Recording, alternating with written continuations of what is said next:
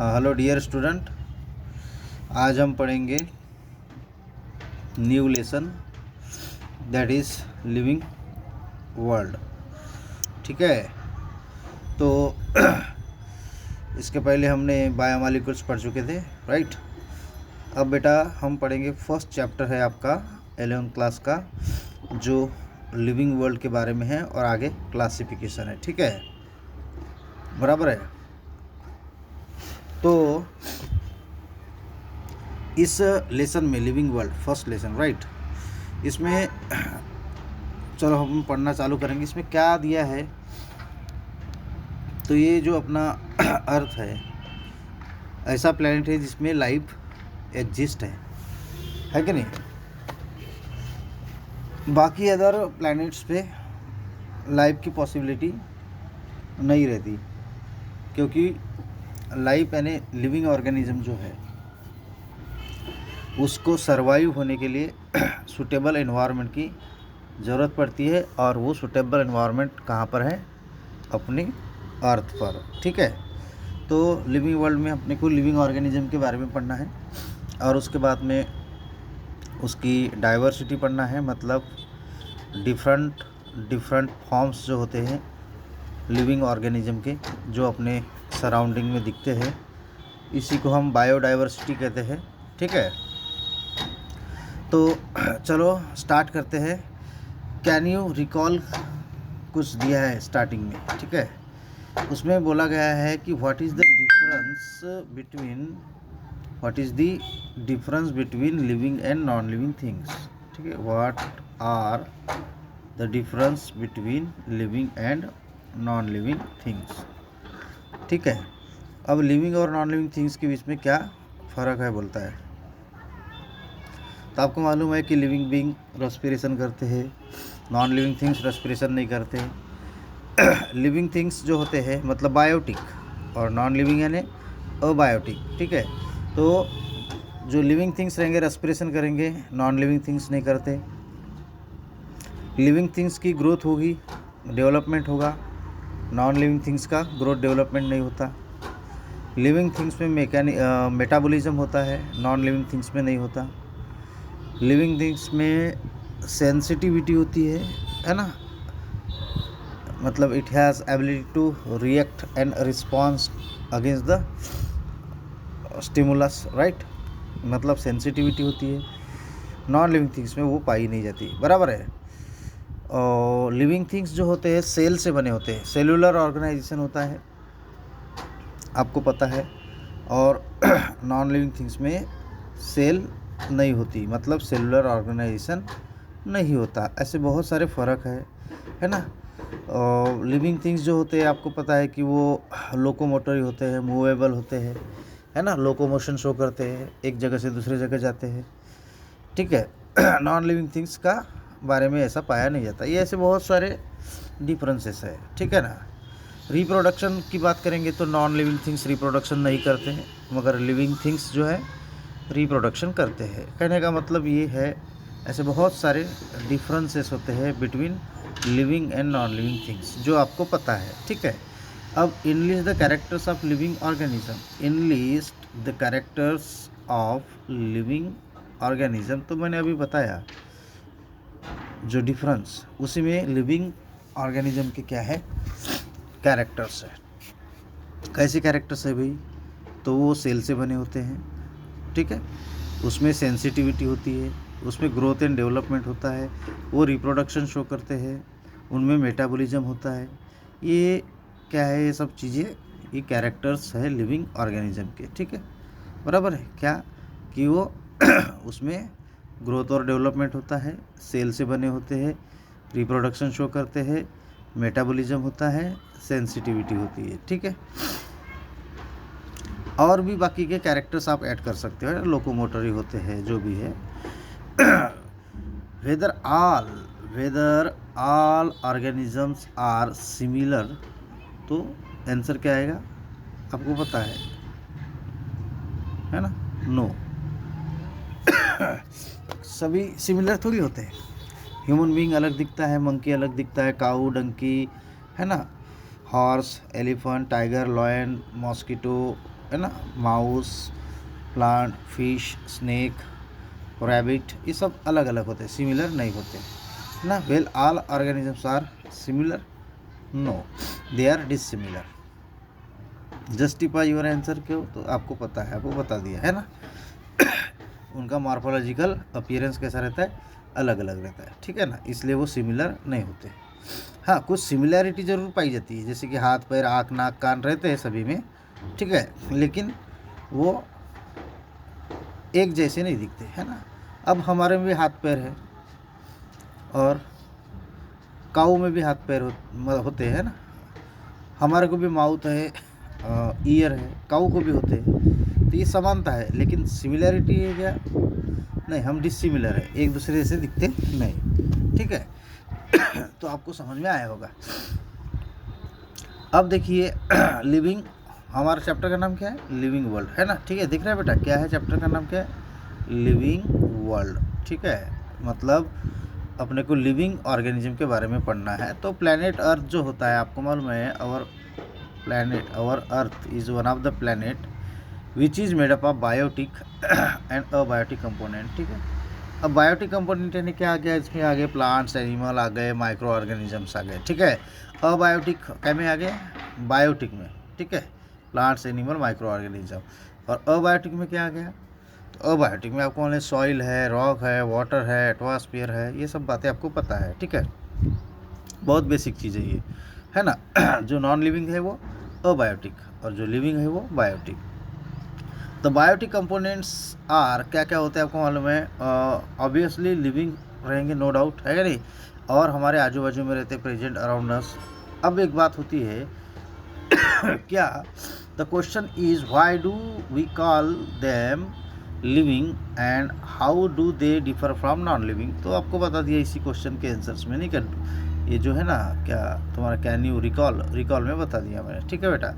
अब basic principles of life, basic principles of life, life जो है, जीव, सजीव जो बोलते हैं, जीवन, है ना, जीवन का बेसिक प्रिंसिपल क्या है ना, मुख्य विशेषताएं क्या है उसकी, बराबर है। उसकी क्या पर्पस है, तो देखिए प्रिंसिपल क्या है, उसके तत्व क्या है, बेसिक प्रिंसिपल्स ऑफ लाइफ, ठीक है, जीवन के क्या मूल तत्व है, ठीक है। तो आप देखिए कि the living beings are once produced, आपको मालूम है, एक बार लिविंग बीइंग पैदा हुए, बॉर्न हुए, तो वो सर्वाइव होते हैं, है ना, हैज़ टू सर्वाइव, उनको सर्वाइव करना पड़ता है, जिंदा रहना पड़ता है। और सर्वाइवल के लिए, मतलब जिंदा रहने के लिए उसको ज़रूरत होती है, इट नीड्स एनर्जी, ठीक है, और एनर्जी कैसे मिलती है, फूड से मिलती है, आपको मालूम है। और it's needs energy and many chemical biomolecules, है ना, जैसे प्रोटीन, लिपिड, कार्बोहाइड्रेट, इसकी ज़रूरत पड़ती है, काय के लिए भाई, एनर्जी के लिए, बराबर है। इट हैज़ टू परफॉर्म, अब एनर्जी मिली तो क्या होता है, आपने सब पढ़ चुके हैं ना, इसलिए देखो अभी ये चैप्टर पढ़ रहे तो आसानी जा रही है ना। बराबर बेटा, आप पढ़ोगे तो आपको खुद को भी समझ में आ जाएगा, ठीक है। तो क्या होता है, वंस लिविंग ऑर्गेनिज्म प्रोड्यूस और बॉर्न, है ना, it has to survive, for their survival needs energy, energy obtain from the food like the biomolecules, yes और नो। नाउ एनर्जी अब वो क्या करती है, एनर्जी काम करती है के लिए, मेटाबॉलिज्म के लिए, metabolism, do you know metabolism, yes, है ना, इसके पहले क्लास में पढ़े थे। और मेटाबॉलिज्म ब्रेक डाउन होता है तो आपको कैटाबॉलिज्म कहते हैं, पता है, और मेकिंग न्यू सब्सटेंस मॉलिक्यूल बनते हैं तो एनाबॉलिज्म। इसके लिए एनर्जी की ज़रूरत पड़ती है भाई, एनर्जी, और एनर्जी मिलती है फूड से। चलो ये पैराग्राफ क्लियर हो गया आपका। अब देखिए सेकंड बी पैराग्राफ में क्या बोल रहा है, फ्रॉम बर्थ ऑनवर्ड, जन्म से लेके आगे, organism shows tendency of growth and development, बराबर है, जन्म होने के बाद में उनका ग्रोथ और डेवलपमेंट होता है, right. And this growth is well orchestrated process. अब ये ग्रोथ कैसी होती है, वेल ऑर्केस्ट्रेटेड, वेरी वेल क्या कहेंगे, बैलेंस्ड, है ना। ऑर्केस्ट्रेट मतलब क्या होंगे कि जैसे जिसमें सभी प्रकार के, जैसे ऑर्केस्ट्रा होता है, ऑर्केस्ट्रा में सभी प्रकार के जो म्यूजिकल इंस्ट्रूमेंट होते हैं वो एक रिदम में बजते हैं, ठीक है। उस प्रकार से ग्रोथ जो होती है वो सभी ऑर्गन्स की, सभी बॉडी के पार्ट की बराबर तरीके से होती है, ठीक है, एक हारमोनी के तरीके होती है, बराबर है। Very well plan, very well organized manner से होती है, उसको कहते हैं अपन वेल ऑर्केस्ट्रेटेड प्रोसेस है, वेरी वेल बैलेंस्ड और ऑर्गेनाइज्ड प्रोसेस है। कौन? ग्रोथ। कौन? ग्रोथ। क्लियर बेटा? Okay. You might have observe that sand mount, मालूम है आपको? सैंड माउंट है ना, तुमने देखे होंगे। You must observe that what? Sand mount. Sand mount है नहीं, पता है क्या आपको? हाँ। क्या बोलते हैं, दीमक होती है ना, उसके जो बनते हैं ना ढीक मिट्टी के, उसको सैंड माउंट कहते हैं। और बोल्डर्स, बोल्डर्स मालूम है, यानी पत्थर जो होते हैं, ठीक है, बड़े बड़े जो रोडों को बनाते हैं, तो पत्थर जो होते हैं बड़े बड़े, उसको बोल्डर्स कहते हैं। ग्रो होते हैं, यानी कैसे ग्रो होते हैं भाई? सैंड माउंट क्यों ग्रो होती है? क्योंकि जो दीमक होती है, उदय कहते हैं अपन, वो उदय के ढीक होते हैं कि नहीं, मिट्टी कैसे, डुम्बर बोलते हैं उसको ऐसे वर्नाकुलर में। तो वो वहाँ की ज़मीन के अंदर की गीली मिट्टी लाके एक पेग रखते हो और सैंड माउंट की हाइट बढ़ती रहती है। वैसे बोल्डर्स की भी हाइट बढ़ती है, पत्थरों की बोला जाता नहीं, पहाड़ है, चट्टाने है, पर्वत, इसकी हाइट बढ़ती है करके, बढ़ती है ना, तो वो नॉन लिविंग है। तो क्या होता है, पत्थरों की हाइट कैसे बढ़ती है कि बाहर के जो पार्टिकल्स होते हैं इन्वायरमेंट के, वो उस पर डिपॉजिट होते हैं और वो उसकी साइज़ या उसका जो ग्रोथ होता है थोड़ा बहुत, है ना। लेकिन ये परमानेंट ग्रोथ नहीं रहती। जैसे पत्थरों पे थोड़ा थोड़ा डस्ट पार्टिकल जमा होकर उसकी साइज़ बढ़ भी गया, तो रेनी सीजन में पानी से पूरा वॉश आउट हो जाता है, ठीक है, याद रखना। सो you must have observed that the sand mount and boulders grow right, etc, and this growth is not from within, hence these are non living, यानी वो इंटरनल ग्रोथ नहीं है। कहने का मतलब आप एक बात बोल सकते हो क्या कि नॉन लिविंग थिंग में भी ग्रोथ होती है, जैसे कि देखिए सैंड माउंट है या बोल्डर्स है या, ठीक है, तो इनमें ग्रोथ होती है लेकिन परमानेंट नहीं होती। और वो ग्रोथ कैसी रहती है? एक्सटर्नल, ठीक है, एक्सटर्नल रहती, और इसीलिए वो नॉन लिविंग है। कौन? सैंड माउंट है, स्टोन है, बोल्डर्स है, ठीक है। अब भाई लिविंग ऑर्गेनिज्म में ग्रोथ होती है, यस होती है, तो वो इंटरनल ग्रोथ होती है, याद रखना। क्या बोला? लिविंग ऑर्गेनिज्म में जो ग्रोथ होती है वो कैसी होती है बेटा?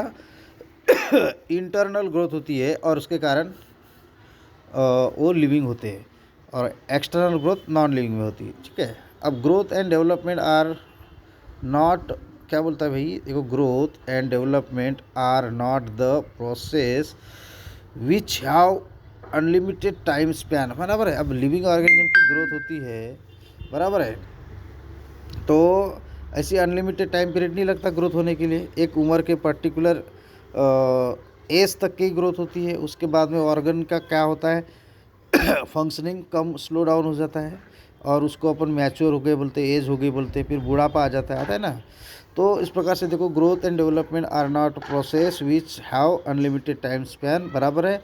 And at certain point of time क्या होता है, कुछ निश्चित समय के बाद मॉलिक्यूल्स, ऑर्गन्स, सिस्टम बीइंग क्या होती है, लूज देयर इफेक्टिव वर्किंग, है ना, अपना उसका इफेक्टिव वर्किंग कम हो जाता है, और बिकम क्या हो जाते हैं, वो ओल्ड, है कि नहीं। और उसी को एजिंग प्रोसेस कहते हैं बॉडी की, मतलब बूढ़ापा आना, ठीक है, समझ में आया। अब डी देखो, डी क्या बोलता है, life has to continue, hence organism try, क्या है, life has to continue, hence the organism try to produce young one like itself, बराबर है ना। क्या बोला कि ऑर्गेनिज्म को अपना अस्तित्व कायम रखने के लिए, आगे वो अपनी लाइफ कंटिन्यू करने के लिए ऑर्गेनिज्म क्या करते हैं, वो ट्राई करते रहते कि वो अपने से सजीव पैदा करे, अपने से बच्चे पैदा करे, एंग वन पैदा करे, है कि नहीं, अपने जैसे इटसेल्फ, बराबर है। और ये ऐसा पॉसिबल होता है क्या? Yes, if it is, if, है ना, इट इज़ पॉसिबल। क्यों? बिकॉज ड्यू टू, किसके कारण, पता है आपको, है ना, रिप्रोडक्शन। और रिप्रोडक्शन दो प्रकार के हो सकते हैं, एसेक्सुअल भी होता है और सेक्सुअल रिप्रोडक्शन होता है, यस सर नो। और this ensure the continuity of race. Race यानी क्या, तो जैसे ह्यूमन की जात जो होती है ना, उसको रेस कहते हैं। तो रेस जो होती है, कोई भी पर्टिकुलर सजीव की जो species continuous generation after generation चलते रहती है ना, तो उसको अपन रेस कहते हैं ना, बराबर है। तो ये आगे उस स्पीसीज़ के कंटिन्यूएशन के लिए, ठीक है। नहीं तो रिप्रोडक्शन नहीं होता तो क्या होता है, आपको पता है कि इंसान की जैसे उम्र है 70 साल पकड़ लो, ठीक है। आज जो बच्चा पैदा हुआ 70 साल में मरेगा। जो 1 साल पहले, एक उदाहरण है ये, 1 साल पहले जो पैदा हुआ 1 साल का है वो 69 साल में ही मरेगा, राइट। जो 50 साल हो गए आज के तारीख में वो 20 साल के बाद मरेगा। तो मान के लीजिए कि आज के तारीख से रिप्रोडक्शन बंद हो गया, तो आने वाले 70 सालों के बाद में ह्यूमन बीइंग कोई दिखेंगे नहीं क्या। लेकिन तो भी रहते थे, पॉपुलेशन बढ़ती जा रही है, तो भाई क्या तो आपको पता है रिप्रोडक्शन के कारण, ठीक है बेटा। अब वो प्लांट्स वगैरह में देखो एसेक्सुअल रिप्रोडक्शन होता है, लोअर ऑर्गेनिज्म में एसेक्सुअल होता है, ठीक है, और हायर ऑर्गेनिज्म में मेनली सेक्सुअल रिप्रोडक्शन होता है, ठीक है, याद रखना। तो कंटिन्यूटी ऑफ लाइफ के लिए रिप्रोडक्शन बहुत ज़रूरी होता है, and this ensure the continuity of race. अब एक बात होती है, इसमें भी एक इंटरेस्टिंग चीज़ है, ये जो रिप्रोडक्शन है, ये डिफाइन कैरेक्टरिस्टिक्स नहीं है। कैरेक्टरिस्टिक्स है लिविंग ऑर्गेनिज्म की, लेकिन डिफाइन कैरेक्टरिस्टिक्स नहीं है। अब सवाल उठता है कि विशेषता, कैरेक्टरिस्टिक्स यानी विशेषता, और डिफाइन कैरेक्टरिस्टिक्स यानी क्या है ना भाई। इसमें क्या प्रॉब्लम आ गई भाई कि कैरेक्टरिस्टिक्स ऑफ लिविंग ऑर्गेनिज्म है कौन, रिप्रोडक्शन, मगर डिफाइन कैरेक्टरिस्टिक्स लिविंग ऑर्गेनिज्म की रिप्रोडक्शन नहीं है। तो अब ये कैसा सवाल हो गया है ना, ये कैसा दुविधा वाला हो गया। तो भाई कैरेक्टरिस्टिक्स, सिंपल कैरेक्टरिस्टिक्स और दूसरा डिफाइन कैरेक्टरिस्टिक्स, इसमें फ़र्क क्या है। तो जिसको अपवाद होगा वो सिंपल कैरेक्टरिस्टिक्स रहेगी, समझ में आया। और जिस कैरेक्टरिस्टिक्स को एक्सेप्शन नहीं रहेगा, क्या बोला, जिस कैरेक्टरिस्टिक्स को एक्सेप्शन नहीं रहेगा वो होगा डिफाइन कैरेक्टरिस्टिक्स। अब जैसे रिप्रोडक्शन जो है ये डिफाइन कैरेक्टरिस्टिक्स नहीं है बोल रहा हूँ मैं, ठीक है। Only characteristics of the living organism, reproduction is the characteristics of the living organism, it is not a defined characteristics. Why? Because you know very well there is some exception in the living organism है ना, which they are not produce the offspring। जैसे कि example mule मालूम है, mule यानी होता है खच्चर, जो हॉर्स और डंकी का हाइब्रिड बनता है उसको म्यूल कहते हैं, वो स्टेराइल रहता है, ठीक है। अब वर्कर हनी बीवी होती है, हनी बीवी मधुमक्खी, ये भी लिविंग ऑर्गेनिज्म है ना। अरे यार, तो हाँ, तो बेटा क्या बोल रहा हूँ मैं, म्यूल जो है स्टेराइल है, वर्कर हनी बीवी होती है वो भी स्टेराइल होती है, लेकिन वो सजीव है ना, लेकिन वो रिप्रोड्यूस कर सकते क्या, नहीं, दे डू नॉट रिप्रोड्यूस। कहने का मतलब सभी सजीव रिप्रोडक्शन कर सकते हैं क्या, नहीं नहीं, कुछ ना कुछ अपवाद है ना, एक्सेप्शन है, म्यूल्स है, वर्कर हनी भी है, इसीलिए रिप्रोडक्शन ये जो कैरेक्टरिस्टिक्स है बस सजीव की, डिफाइन कैरेक्टरिस्टिक्स नहीं है। अब ग्रोथ का भी बात करें तो ग्रोथ भी कैरेक्टरिस्टिक्स है लिविंग ऑर्गेनिज्म की, डिफाइंड कैरेक्टरिस्टिक्स नहीं है, समझ में। क्यों, क्योंकि वहाँ सैंड माउंट है, बोल्डर्स है, इसकी भी ग्रोथ होती है जो कि वो नॉन लिविंग है। मतलब उन ग्रोथ इस characteristics of the living organism की क्या होती है, लिमिटेशंस होती है। इसीलिए ये ग्रोथ क्या है, सिंपल कैरेक्टरिस्टिक्स है लिविंग ऑर्गेनिज्म की, डिफाइन कैरेक्टरिस्टिक्स नहीं है बेटा, ठीक है। रिप्रोडक्शन भी क्या है, कैरेक्टरिस्टिक्स ऑफ लिविंग ऑर्गेनिज्म है, मगर it is not defined characteristics of the living organism. Clear. अब तुम्हारे दिमाग में सवाल आएगा कि सर डिफाइंड कैरेक्टरिस्टिक्स कौन सी है। तो डिफाइंड कैरेक्टरिस्टिक्स है बेटा जैसे कि मेटाबॉलिज्म। मेटाबॉलिज्म यानी क्या होता है, विभिन्न प्रकार की केमिकल रिएक्शन होना। तो विभिन्न प्रकार की केमिकल रिएक्शन ये सजीव के अंदर, सेल के अंदर ही होती है, ये पत्थर में या मिट्टी में या बिल्डिंग्स में नहीं होती है ना। तो ये मेटाबॉलिज्म ओनली कहाँ पाया जाता है, सजीवों के अंदर, और इसीलिए मेटाबॉलिज्म को हम कहेंगे define characteristics of the living organism. समझ में आया बेटा, क्या कहेंगे, define characteristics of the living organism. फंडा क्लियर हो गया होगा। और दूसरा उदाहरण दे देता हूँ और मैं, जैसे रेस्पिरेशन, क्या बोला, respiration is a defined characteristics of the living organism. क्यों, क्योंकि रेस्पिरेशन ये सजीव ही कर सकते हैं, चाहे वो एरोबिक रेस्पिरेशन करे, मतलब in the presence of oxygen, या चाहे ऑर्गेनिज्म एन एरोबिक रेस्पिरेशन करे, मतलब in the respiration takes place in the absence of oxygen मतलब एनाएरोबिक, और respiration takes place in the presence of oxygen called as aerobic. ठीक है, तो ये बातें हैं, बराबर है। लेकिन करेगा, रेस्पिरेशन करेगा सजीव, नॉन लिविंग नहीं कर सकता। जैसे आपको पता है स्टोन है, मिट्टी है ना, मशीन है, ये रेस्पिरेशन नहीं करती, समझ में। तो डिफाइन कैरेक्टरिस्टिक है बेटा कौन, मेटाबॉलिज्म, रेस्पिरेशन, है ना, सेंसिटिविटी। ठीक है, सेंसिटिविटी भी ये सजीव में पाई जाती है, नॉन लिविंग में नहीं पाई जाती। ठीक है, तो अब समझ में आया होगा तुम्हारे को डिफाइन कैरेक्टरिस्टिक का मतलब कि ऐसी कैरेक्टरिस्टिक सजीव की जिसमें कोई अपवाद, कोई एक्सेप्शन ना हो। ठीक है, और जिसमें एक्सेप्शन पाया जाता है वो सिंपल कैरेक्टरिस्टिक से ही रहती है, और जिस लिविंग ऑर्गेनिज्म के कैरेक्टरिस्टिक्स में एक्सेप्शन नहीं पाया जाता वो define characteristics of the living organism कहलाती है। आशा करता हूँ आपको समझ में आया होगा बेटा। ठीक है, अब चलो आगे बढ़ते हैं। यहाँ तक समझ में आया कि नहीं आया? आया होगा।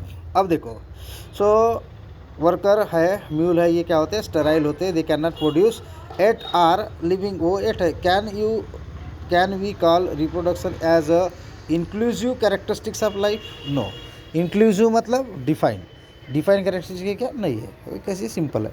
एज द बॉडी लूजेस, अब देखो as the body loses the capacity to perform metabolism, organism क्या होगा भाई, मरेगा ना।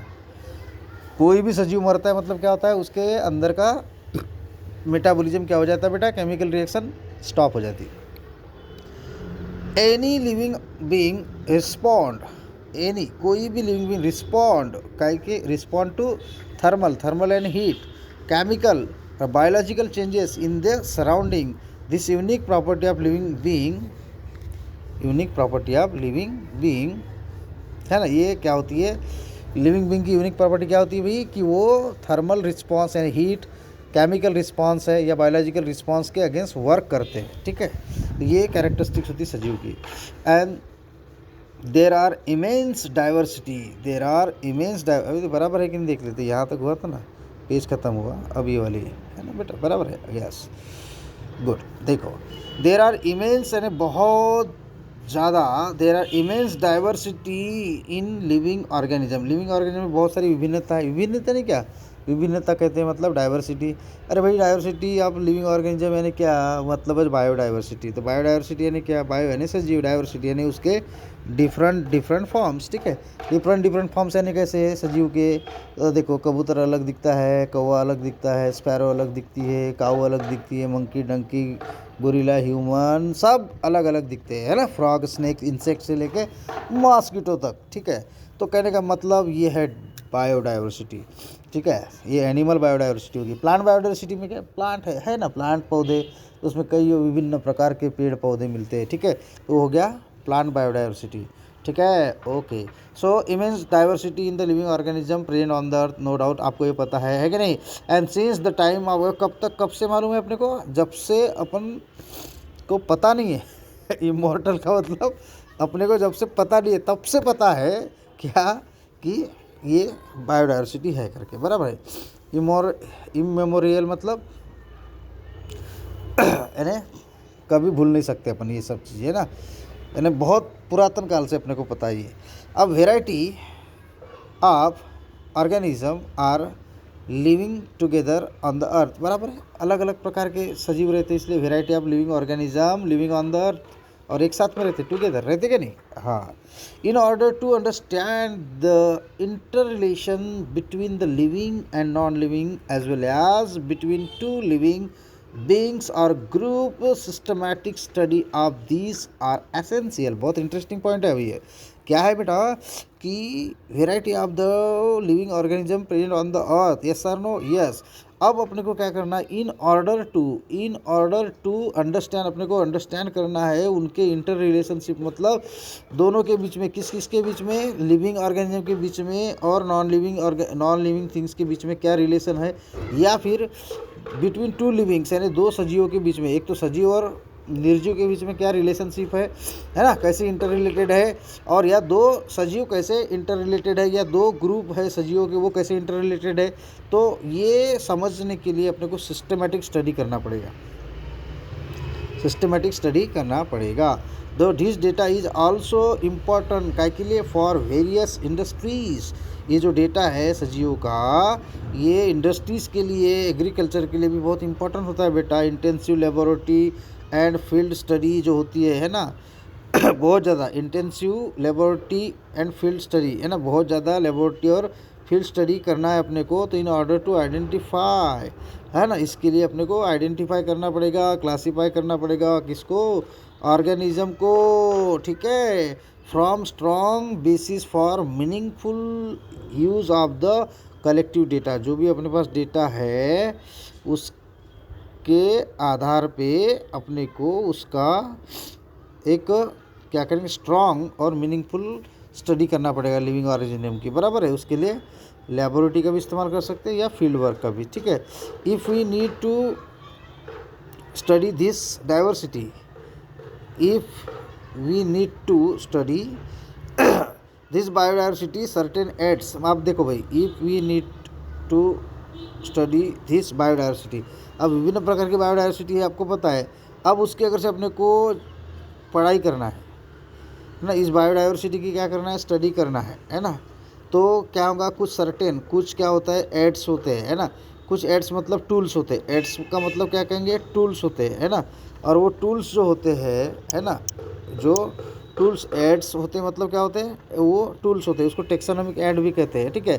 तो उस टेक्सोनोमिक टूल्स या टेक्सोनोमिक ऐड क्या क्या होते हैं भाई, तो वो होते हैं बेटा, एक होता है हर्बेरिया, क्या होता है, एक होता है हर्बेरिया, ठीक है। मतलब क्या है हर्बेरिया, तो हर्बेरिया बताऊंगा आगे क्या होता है। ऐसा अपने को रजिस्टर जैसे बनाना पड़ता है, उसमें पेड़ों को चिपकाना पड़ता है ना, और उसका नॉमेनक्लेचर लिखना पड़ता है। वहाँ पे पर्टिकुलर सीट रहती है ऐसे, है ना, प्रैक्टिकल रिकॉर्ड के जैसा रहता है, बड़ा रहता है, ठीक है। इसके बारे में डिटेल समझाऊंगा आने वाले लेक्चर में, ठीक है मैं, है ना। तो हर्बेरिया है। बॉटनिकल गार्डन, अब ये तो मालूम है बॉटनिकल गार्डन, है ना, जैसे अपने गोंदिया में सुभाष गार्डन है। म्यूजियम, है ना, म्यूजियम पता है ना आपको, हाँ। बायोडाइवर्सिटी पार्क जो होते हैं बड़े बड़े, नहीं क्या, नेशनल पार्क होता है, जूलॉजिकल जू होते हैं, है ना, बर्ड सेंचुरीज होते हैं। तो ये सब चीज़ें, इनको क्या कहते हैं, टेक्सोनोमिक एड्स कहते हैं या टेक्सोनोमिक टूल कहते हैं, ठीक है। तो आज के लिए इतना काफ़ी है। आगे का अपन मंडे को पढ़ेंगे बेटा, कल संडे है, Sunday is the holiday and you enjoy the holiday. तो also study the holiday okay, enjoy holiday, and you must have to study during the holidays, because this entire time period of 6 to 8 months is the holiday due to corona. So you know very well, so you must be prepared for the future, right, for the 12th class. So you don't waste your time, you continuously study the books, refer the books, okay. Thank you very much.